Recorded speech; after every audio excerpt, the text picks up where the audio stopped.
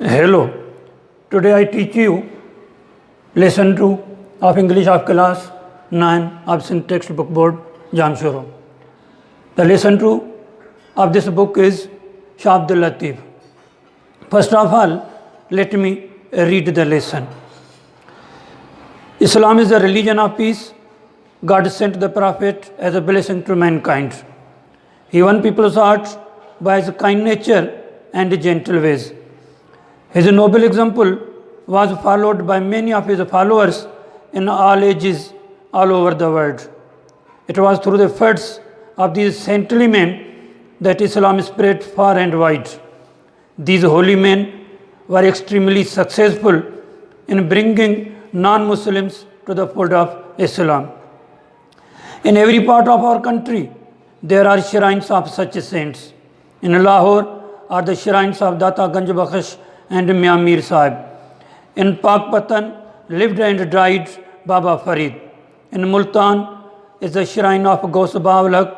In Peshawar, in Quetta, and in countless other towns and cities, there are the tombs of these men of God. In Sindh are the tombs of two great saints, Shah Abdul Latif and Kalandar Lal Shehbaz. The great saint Shah Abdul Latif, who is lovingly called Lal Latif by his devotees, was born in 1102 Hijrah in a small village called Hala Haveli. The good Mughal emperor Aurangzeb then ruled the country. Shah Abdul Latif's ancestors migrated to Sindh during the days of Tamerlane. They had come from Herat. Sindh was then a center of Muslim culture, and Shah Abdul Latif's ancestors liked it so much that they decided to make it their home. But no one would have remembered their names or learnt about them if many centuries later one of their descendants, Sayyid Habib Shah, had not been blessed with a son who grew up to be a Saint Lal Latif. Shah Latif has a very sensitive mind. His heart was soon filled with the love of God. The beauty of nature aroused his feelings strongly. While he was only a boy, he started composing poetry. He was also keen on acquiring knowledge, and he grew up to be a scholar of Arabic and Persian. When he was 20, he married a noble and good lady. He showed great kindness to his wife and lived at home for many years. His heart, however, turned more and more towards religion and devotion, and he felt restless in living a normal domestic life. When his father died, Shah Latif left his home and went to live on a mount at some distance from his village. A mound of sand is called Bit in Sindhi, due to the fact that he lived on this mount for the rest of his life. Shah Latif came to be known as the Saint of Bit. To this day, he is famous all over the country as Shah Abdul Latif Bhitai or Shah Latif of the Mount. As the days passed, Latif's love of God grew more and more until he found pleasure only in devotion and spent most of his life in prayer and deep thinking. His spiritual power grew stronger with prayer and devotion, so much so that people began to be attracted towards him.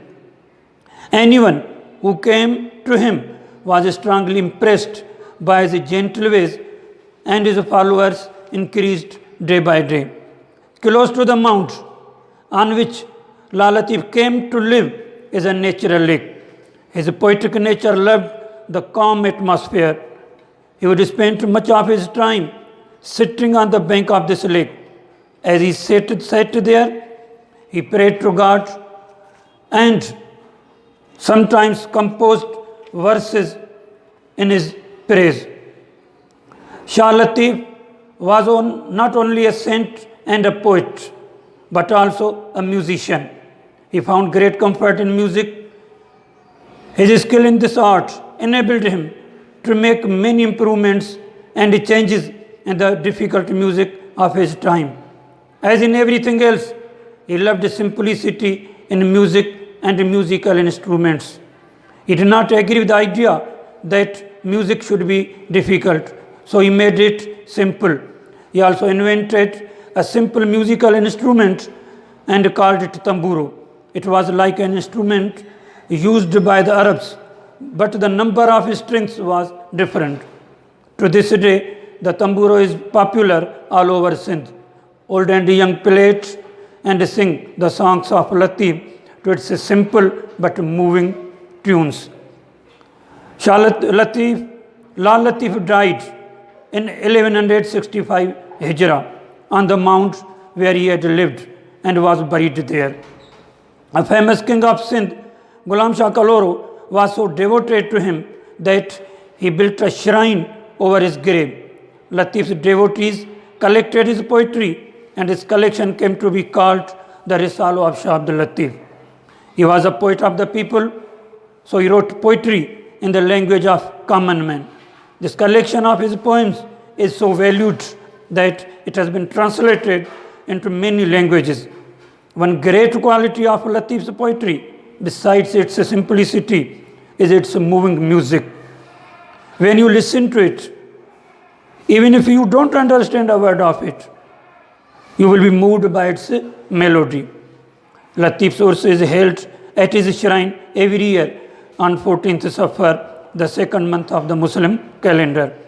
Many thousands of people gather, listen to the saints' songs sung on the tamburo, and offer their prayers. Many learned men read papers that tell about life, Latif's life and his poetry. Recently, a library, a rest house, and a museum have been built. The shrine itself has been rebuilt and connected with the main road. Its lovely white dome, representing the purity and dignity of Latif, can be seen from many kilometers. Latif's message is a message of love. He believed in brotherhood and equality of men and pleasing God by good deeds. This, according to him, is the goal of life. This is the lesson which I have read from this book. In this lesson, we have been told about Shah Latif's ancestors, his early life, and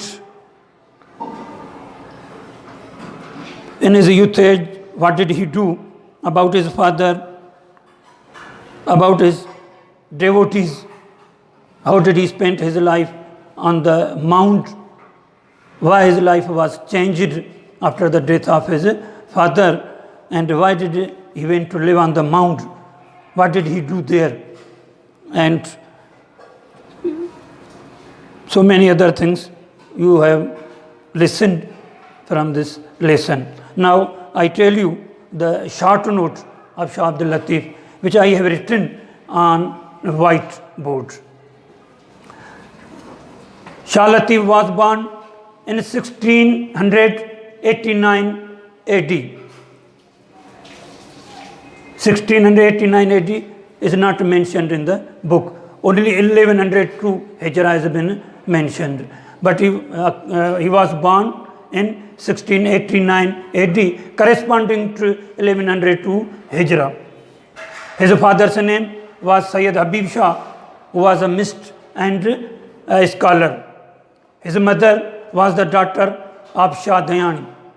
There is no mention of his mother in the lesson. His forefathers had migrated to Sindh from Herat. They had come from Herat during the days of Tamerlane. He got his early education from the seminary of Akhund Nur Muhammad. First, he joined the seminary of Akhund Nur Muhammad. It is said that he learnt only one first letter of alphabet, Alif, and couldn't learn more. It is said that he learnt only first letter of alphabet, Alif. He spent his early life in Kotri Mughal. This is also not mentioned in the lesson. He fell in love with Saida Begum, who was a daughter of Mughal Beg Arghun.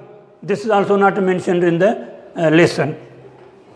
He faced great difficulties in love with her, but was at last succeeded. He acquired knowledge and became a scholar of Arabic and Persian.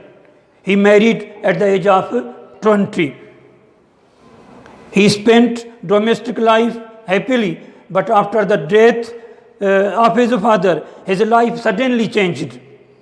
He left his home and went to live on the Mount of Sand at some distance from his village, called the Mount of Sand is called Bhitt in Sindhi. There was a natural lake near the mount. So Shah Latif would spend his time sitting on the bank of the lake, where he prayed to God and composed poetry. He was interested in music and invented musical instrument called tamburo. His devotees collected his poetry and called it Risalo of Shah Abdul Latif. He died on 14th Safar 1165 Hijrah, corresponding to 1752 AD. His tomb, his shrine, was built by Ghulam Shah Kaloro, who was the ruler of Sindh. This is the short note of this lesson. Thank you very much.